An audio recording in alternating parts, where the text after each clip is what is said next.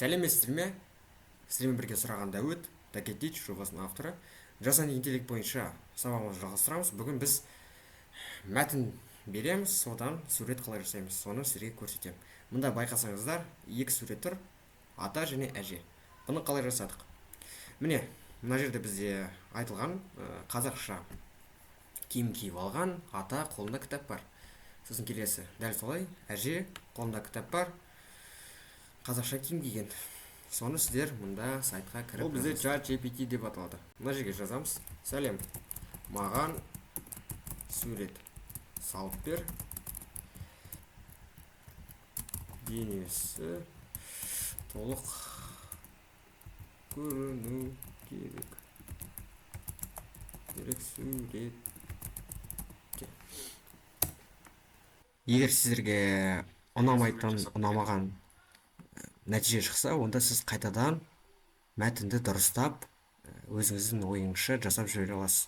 Мен мына жерде бірнеше рет жасадым, сіздерге қазір ең соңғы нәтижесін көрсетейін. Тұру қажет.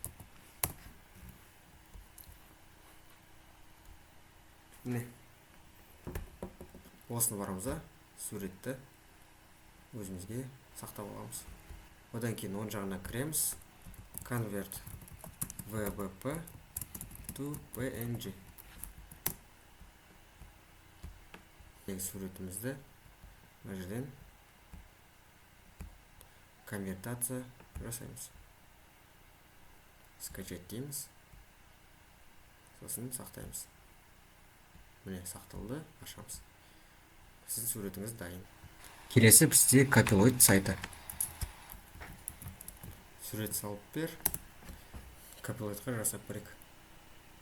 Міне, сізге Copilot сурет салып беріп жатыр. Осы жерден суретті сақтап алайық. Суретіміз сақталды. Осымен бізде сабақ аяқталды.